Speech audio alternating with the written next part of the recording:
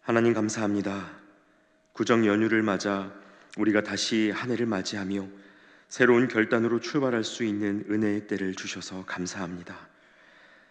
새롭게 보냈던 한 달의 시간을 돌아보면 우리는 여전히 온전하지 못했고 같은 유혹에 흔들리며 하나님 앞으로 나아가지 못했습니다. 과거에 대한 후회와 미래에 대한 불안으로 하나님의 약속을 붙들지 못했고 예배하는 순간조차도 오늘에 대한 걱정을 다 벗어 던지지 못했습니다. 주님, 간구하옵기는 지금 이 예배를 통해 우리 마음 중심에 임재하여 주시고 닫혔던 눈과 귀를 깨우셔서 나의 곁에 살아계신 하나님을 만나게 하여 주시옵소서. 약속의 땅을 눈앞에 두고도 가나안의 군대를 보느라 기회와 가능성을 보지 못했던 우리의 연약함을 깨트리시고 강하고 담대한 심령으로 사명의 길을 완수하는 한 해를 살아낼 수 있도록 도와주시옵소서. 특별히 하나님, 새해에 우리들이 꿈꾸고 기도하는 일들이 많이 있습니다.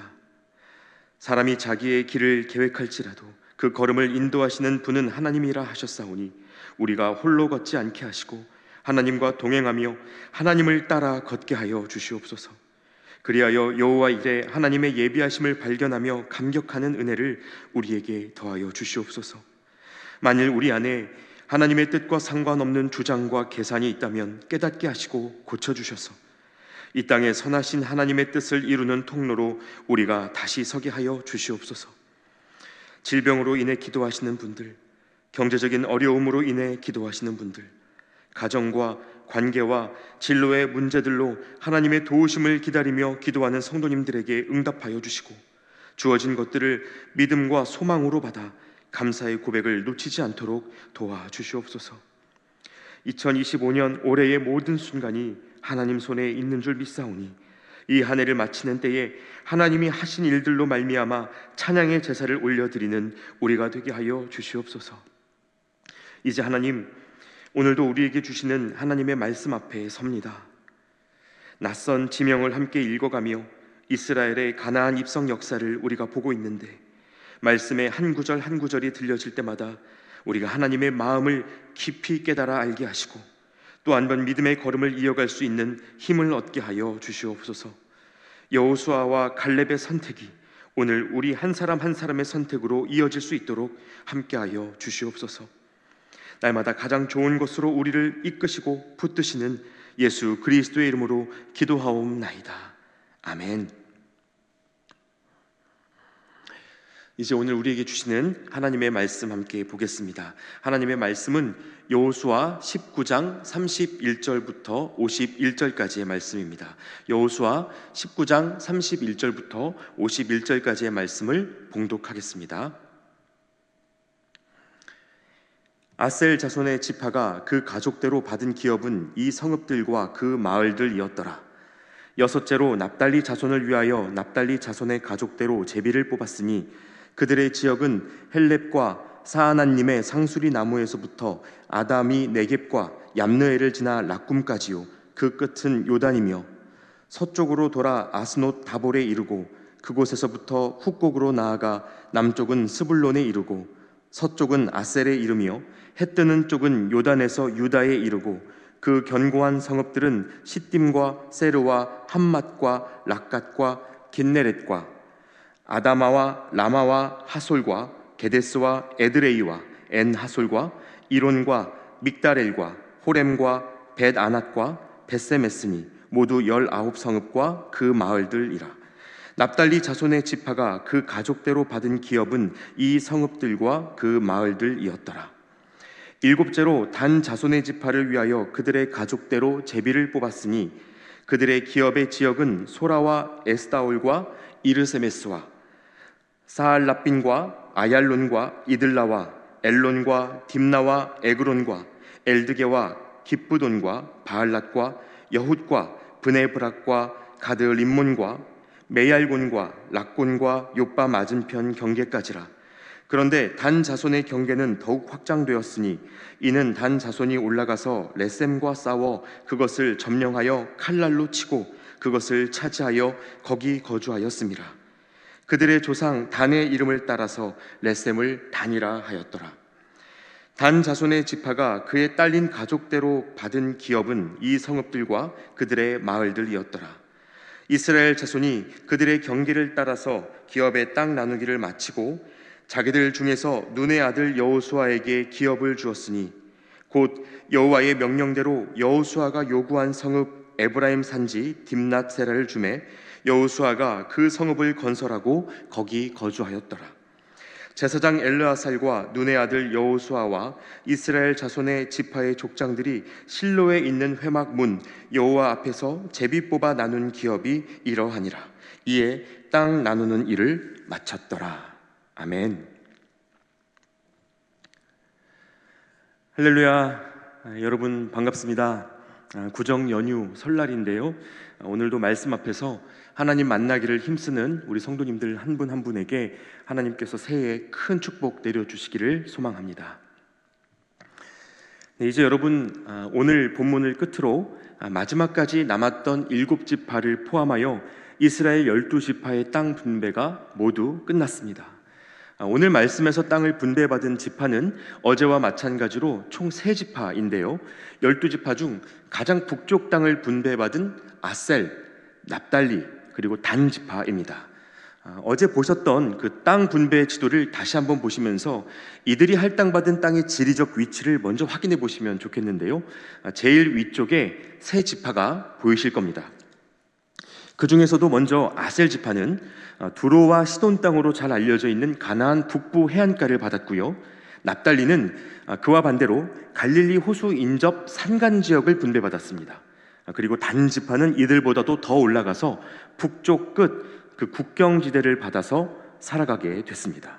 이것이 마지막 7지파의 정탐꾼들이 그려온 그림을 토대로 제비뽑기에서 분배한 땅의 결과였습니다. 자, 이로써 출애굽 이후 이스라엘 백성들의 가나안 점령이 완전히 완성됐습니다. 여러분 너무 감격적인 순간 아닙니까? 광야에서 먼저 죽은 출애굽 1세대의 선조들이 그토록 기다렸던 날입니다. 모세가 살아있었다면 아마도 이 순간 제단을 쌓고 감사의 예배를 올려드리지 않았을까 하는 생각이 듭니다. 그런데 여러분 지금 이 시점에서 우리가 한 가지 질문을 던져봐야 될 것 같습니다. 여러분 이제 이 이스라엘 백성들이 행복할 수 있을까요? 40년간의 기다림이 완성된 이 순간 이들은 기쁨과 감격으로 벅차고 있었을까요? 그렇지를 않았습니다. 그럼 그 이유가 뭘까요? 하나님의 약속이 이루어진 것은 맞는데 오랜 소원이 성취된 것도 맞는데 이때부터 시작된 가나안에서의 삶이 만만치가 않았기 때문이었습니다. 사실 잠깐만 생각해봐도 감이 오지 않으십니까? 일단 이 받은 땅부터가 각기 다릅니다. 장단점이 있어요. 그러면 우리 땅이 제일 좋은 줄 알았는데 아니었구나, 이제 보니 저기가 더 좋구나, 이런 비교의식이 마음에 들어올 수 있겠죠. 원하는 만큼 젖과 꿀이 흐르지 않는다는 현실에 하나님을 향하여 배신감을 느낄 수도 있었을 것 같습니다. 그런데 사실 이 3지파가 직면했던 가장 크고 공통적인 문제는 따로 있었습니다. 3지파 모두 이스라엘의 최북단 국경지대에 위치하면서 가나안 족속과의 관계에 계속해서 얽혀 있었다는 점입니다. 조금만 방심했다가는 그들을 몰아내기는커녕 분배받은 땅마저도 다시 빼앗길지 모른다는 불안이 있기에 충분했습니다. 바로 이런 이유 때문에 아셀과 납달리와 단 지파는 각자 나름의 방법들로 이 가나안을 극복해 보려고 노력하는데요 그 방식이 다 달랐습니다. 간단히 설명해 드리자면요 먼저 아셀 지파는 특유의 비옥한 평야에서 농사를 짓고 또 해안가 도시답게 해상 무역을 통해 많은 부를 축적했습니다. 그들에게는 다른 지파나 외세의 개입을 받지 않을 만큼의 풍요가 있었기 때문에 훗날 이스라엘 민족 전체가 함께하는 전쟁에도 참여하지 않았습니다. 이런 모습 때문에 사사기 5장 17절에 보시면 사사 드보라가 이런 노래를 부릅니다. 어찌하여 아셀은 바닷가에 앉아 있는가? 또 그 부둣가에서 편히 쉬고 있는가? 아셀 지파를 향해 나라를 생각하지 않고 자기 배만 불리는 이들이라고 꼬집은 건데요. 말하자면 돈을 이용한 승리, 이것이 주변 국가를 대하는 아셀 지파의 대응 방식이었습니다. 이런 아셀 지파에 비해 납달리 지파는 그렇게까지 많은 풍요를 누리지는 못했습니다. 나름대로 넓은 평야를 갖고 있었고 동편 갈릴리 호수에서 어업을 하기도 했지만 대부분의 성읍이 산간 지역에 있었기 때문에 이 지파의 사람들은 산을 잘 타고 호전적이고 용맹한 이들로 알려져 있었습니다. 그러니까 가나안 극복을 위한 이 납달리 지파의 무기는 힘이라고 할 수 있죠. 그럼 단 지파는 어땠을까요? 안타깝게도 단 지파는 이 블레셋과 아모리 족속의 강력한 압박으로부터 마음 편할 날이 없었습니다. 그래서 가장 쉬운 선택을 하는데요, 가나안 군대와의 싸움을 회피하고 사실상 패배를 인정합니다. 어렵게 얻은 이 약속의 땅을 포기해버립니다. 그리고는 하나님이 주신 땅과는 전혀 다른 레셈이라는 지역으로 올라가서 그곳 주민들을 죽이고 자기 땅으로 점령해버렸습니다. 용감한 싸움이라기보다는 이길 만한 상대를 찾아 그들을 약탈하는 불법이 이 단 지파의 생존 방식이었다는 것을 보여주는 장면입니다. 여러분, 이 가나안의 압박에 대처하기 위한 이 세 지파의 방식이 어떻게 보이십니까? 좋은 방법으로 동의가 되십니까? 아셀 지파의 돈, 납달리 지파의 힘, 그리고 단 지파의 불법 행위, 과연 이런 것들이 그들에게 진짜 승리를 가져다 줄 수 있을까요? 그럴 수 없죠. 여러분, 이건 고대 이스라엘만의 이야기가 아닙니다. 오늘날 우리가 사는 사회에서도 돈과 힘과 불법이 여전히 권력자들의 생존 방식이자 강력한 무기가 되고 있습니다.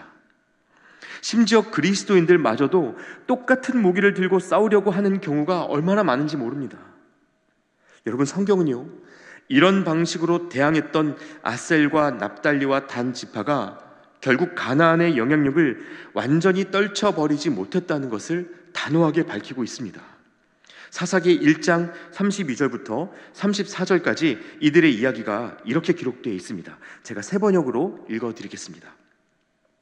아셀 지파가 그 땅의 주민인 가나안 사람과 섞여 산 까닭은 그들을 쫓아내지 못하였기 때문이다. 납달리 지파는 벳세메스 주민과 벳아낫 주민을 몰아내지 못하고 그 땅의 주민인 가나안 사람과 섞여 살면서 벳세메스와 벳아낫 주민을 부역군으로 삼았다. 아모리 사람은 단 지파 자손을 힘으로 산간 지방에 몰아넣어 낮은 지대로 내려오지 못하게 하였다. 이렇게 가나안 입성과 땅 분배라는 이 기적의 역사가 사사기와 연결되고 있다는 점이 여러분 놀랍지 않으십니까? 사사기는요, 이스라엘 역사상, 아니 하나님의 구속사 모든 과정 중에 가장 어두웠던 시대입니다. 그런데 그 암흑기가 이스라엘이 가나안에 입성하여 땅을 얻게 된 순간 시작되었다는 말입니다. 여러분, 저는 이 역사를 통해 우리가 다시 한번 기억해 봤으면 좋겠습니다. 출애굽의 목적은 처음부터 가나안도 아니었고 땅도 아니었습니다. 하나님이 처음 모세에게 나타나셨을 때 출애굽을 명령하시면서 뭐라고 말씀하셨는지 여러분 기억하십니까? 출애굽기 3장 12절 말씀에 하나님이 이르시되 내가 반드시 너와 함께 있으리라. 네가 그 백성을 애굽에서 인도하여 낸 후에 너희가 이 산에서 하나님을 섬기리니 이것이 내가 너를 보낸 증거니라. 너희가 이 산에서 하나님을 섬길 것이다 말씀하셨고요. 또 5장 1절에서는 그 후에 모세와 아론이 바로에게 가서 이르되 이스라엘의 하나님 여호와께서 이렇게 말씀하시기를 내 백성을 보내라. 그러면 그들이 광야에서 내 앞에 절기를 지킬 것이니라 하셨나이다. 그들이 광야에서 내 앞에 절기를 지킬 것이다, 이렇게 말씀하셨습니다. 해안가도 아니고 광야도 아닙니다. 그들이 산에서 그리고 광야에서 나를 섬길 거라고 말씀하셨어요. 하나님이 기대하시는 건 예배였고 거기엔 장소가 중요하지 않았습니다. 자, 그러니까 아셀과 납달리와 단 지파가 가나안을 극복하지 못했던 진짜 이유는 가나안 사람들과 똑같이 먹고 사는 일에 관심을 두느라 여기에서 어떻게 하나님을 섬길까에 대한 관심을 잃어버렸기 때문입니다. 그래서 여러분, 오늘 본문 후반부에 마치 부록처럼 등장하는 마지막 세 구절을 보세요. 이스라엘 자손이 모든 지파의 땅 분배를 다 마치고 나서 마지막으로 한 사람에게 땅을 챙겨주는데요, 놀랍게도 여호수아 얘기입니다. 모세가 죽은 후에 지금까지 이스라엘을 이끌었고 가나안 입성과 땅 분배의 모든 과정을 진두지휘했던 그 리더 여호수아에게 가장 마지막으로 땅이 주어집니다. 자, 그럼 어떤 땅이었을까요? 여호수아니까 제일 좋은 땅 받아야 마땅하지 않습니까? 충분한 자격이 있고 그래도 뭐라 할 사람이 아무도 없을 겁니다. 자, 그런데 50절 말씀에 보니까 곧 여호와의 명령대로 여호수아가 요구한 성읍 에브라임 산지 딥낫세라를 주매 여호수아가 그 성읍을 건설하고 거기 거주하였더라. 이렇게 되어 있습니다. 이렇게 여호수아가 요구한 곳은 산지였습니다. 여러분, 여호수아뿐만이 아닙니다. 되돌아보면요, 이스라엘 백성들 중 처음 땅을 분배받았던 갈렙도 산지를 선택했습니다. 심지어 크고 견고한 아낙 자손의 성읍이 있는 산지였습니다. 여러분, 이 두 사람이 왜 이러는 걸까요? 여호수아와 갈렙이 어리석은 걸까요? 아니면 이 산지들에 아무도 모르는 재개발이라도 예정되어 있는 걸까요? 그런 것이 아니죠.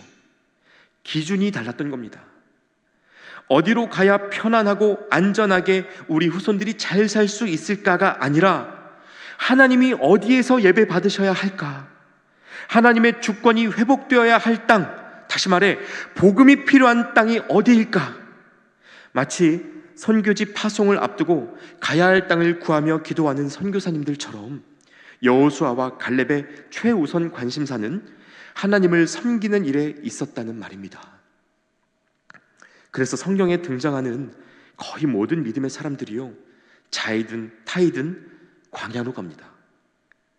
하나님께 주목할 수 있는 땅, 하나님만 보이는 땅에서 비로소 믿음이 빚어지기 때문에 모세도 다윗도 선지자 이사야나 엘리야도 모두 광야로 인도되었고 거기에서 하나님을 만났습니다. 그래서 우리 또한 광야를 만난다고 해서 전혀 이상한 일이 아닌 것이죠. 여러분, 제가 이 말씀을 준비하는 동안 문득 아주 오래전에 경험이 한 가지 떠올랐습니다. 벌써 20년 가까이 된 일인데요, 제가 청년 시절 홍콩 비전 트립을 떠났다가 모든 일정을 마치고 돌아오는 길에 공항에서 저희가 타야 할 비행기에 이상이 생겼습니다. 부품을 정비하는 데에 필요한 시간이 처음에는 2시간이라고 했다가 곧 4시간이라고 말을 바꾸었다가 저녁 8시 출발 예정이었던 항공 일정이 결국 자정을 넘겨버렸습니다. 그 비행기에 탑승해야 하는 한국인이 거의 100명 됐는데요, 반응이 어땠을지 여러분 예상이 되시죠? 1명, 2명 짜증내는 사람들이 늘고 나중에는 게이트 앞이 항의하는 사람들로 붐벼서 그 직원들의 일이 마비가 됐습니다. 그때 제가 무슨 생각이었는지 저도 모르게 그 무리들을 지나쳐가서 항공사 직원 중에 가장 높아 보이는 분을 따로 불러다가 지금 승객들에게 해줄 수 있는 것이 무엇인지를 물었습니다. 2가지 옵션이 있더라고요. 출국장 벤치에 남아서 기다릴 분들에게는 담요를 여러 장 드릴 수 있었고, 또 원하는 분들에게는 공항에 인접한 호텔에서 쉴 수 있도록 방을 마련해 주겠다는 것입니다. 대답을 듣자마자 제가 게이트 앞에 모여있는 사람들에게 가서 이 소식을 전했습니다. 그리고 호텔로 가기 원하는 승객들을 항공사 책임자와 함께 제가 인솔하게 됐습니다. 참 황당했던 것이요, 제가 앞서가는 길을 처음 보는 100명의 사람들이 뒤따르는데 좀 멀다 싶으니까 이분들이 저에게 항의를 하시더라고요. 이스라엘을 이끄는 모세의 심정이 어땠을까? 그때 감히 한번 상상해 보기도 했습니다. 그리고 그렇게 도착한 호텔에서 이제 한국인 승객들의 동반 인원을 확인해가며 방을 배정해 드렸는데요, 그러고 나니까 항공사 측에서 제게 감사의 표시로 스위트룸을 열어주셨습니다. 제가 처음이자 마지막으로 들어가 본 스위트룸이었습니다. 그런데 그때는 이미 너무 많은 시간이 지나버려서 제가 그곳에 머물 수 있는 시간이 채 30분이 되지 않았습니다. 그래서 씻기라도 해야 되겠다는 생각에 급하게 샤워를 마치고 다시 가방을 챙겨 나오는데, 그렇게 문을 여는 순간 제 안에서 하나님의 음성이라고 여겨지는 한 가지 질문이 떠오르더라고요. 도연아, 너 이렇게 살아갈 수 있겠니? 이런 질문이었습니다. 혼란스러운 사람들 사이에 복음의 길을 안내하는 삶, 그리고 그것이 어떤 대가나 보상이 되어 돌아올 때 그 위에 오래 머무르지 않고 하나의 광야가 기경되어 갈 때쯤 또 다른 광야를 찾아 오르는 삶. 저는 그 질문이 이러한 삶으로 부르시는 하나님의 초대로 느껴졌고, 어쩌면 내가 목회를 할 수도 있겠구나 생각했던 첫 번째 순간이었습니다. 물론 이러한 삶으로의 부르심에 응답하여 살다 보면 인간적인 서러움이 느껴질 때도 있습니다. 특히 오늘처럼 명절이 돼서 고향으로 가 형제들을 만나고 친구들의 소식을 들어보면 다들 얼마나 잘 나가는지 몰라요. 부동산 하나쯤은 갖고 있구나, 노후 대책이 마련돼 있고 그들의 가족은 나의 가족보다 풍족하구나, 하나님만 바라보고 걸어왔는데 왜 내게 주어진 땅은 아직도 척박한 걸까? 아셀 지파처럼 돈을 벌어볼까? 납달리 지파처럼 힘을 길러서 지경을 넓혀볼까? 단 지파처럼 부르심과 상관없는 길로 가보는 건 어떨까? 이런 생각에 마음이 괴로울 때도 있습니다. 그러나 여러분, 저는 오늘의 말씀 속에서 또 한 번 답을 찾게 됩니다. 광야가 축복이구나, 거기 하나님이 계시는구나, 이것을 여호수아의 모습을 통해 다시 한번 확인하게 됩니다. 사랑하는 여러분, 하나님을 섬기며 살아가시다가 어느 순간 삶이 우리를 광야로 인도한다고 해서 너무 놀라지 않으셨으면 좋겠습니다. 가나안 땅에서조차 다시 광야를 선택하여 올라가는 이 갈렙과 여호수아의 선택을 기억하실 수 있으면 좋겠습니다. 2000년 전 유대인들은 메시아가 오면 광야의 인생이 종결되리라 생각했습니다. 그가 로마를 이기고 왕궁을 점령하여 풍요로운 시대를 열어주리라 기대했습니다. 그러나 주님은 광야로 가셨습니다. 사회가 사람으로 존중하지도 않았던 여자의 후손으로 태어나 여자와 아이를 존귀하게 만드시고, 세상이 촌구석으로 거들떠 보지도 않던 작은 동네 나사렛을 신성한 곳으로 바꾸셨습니다. 아무도 주목하지 않는 땅, 별 볼 일 없다 하는 사람들을 택하여 그들을 통해 하나님의 일을 하셨습니다. 꽃으로 살지 않으셔도 괜찮습니다. 복음의 씨앗으로 태어나 흙으로 돌아가는 삶, 여러분, 그것이 그리스도인의 삶입니다. 그리고 그렇게 살아가는 사람들을 통해서 하나님은 이 땅에 예수 그리스도라는 생명의 꽃을 피어나게 하실 것입니다. 여러분, 이 믿음을 가지고 새롭게 마주한 한 해를 끝까지 하나님과 동행하실 수 있기를 우리 주님의 이름으로 축원합니다. 함께 기도하겠습니다. 하나님, 주님이 우리를 사랑하셔서 주께서 계신 광야로 불러주셨음을 믿습니다. 우리의 메마른 마음, 공허한 인생, 누구도 관심 갖지 않는 깊은 상처 속에 주님이 함께하고 계심을 믿음으로 고백합니다. 사람들이 박수치며 자랑하는 땅이 아니어도, 어쩔 수 없이 내몰린 땅이라고 해도 여기 주님이 계시기에 우리가 충분합니다. 함께 예배하는 우리 모두가 이 믿음을 잃지 않게 하시고 하나님을 자랑하며 살아갈 수 있도록 오늘도 새롭게 하여 주시옵소서. 예수 그리스도의 이름으로 기도하옵나이다. 아멘. 계속해서 함께 기도하시겠습니다.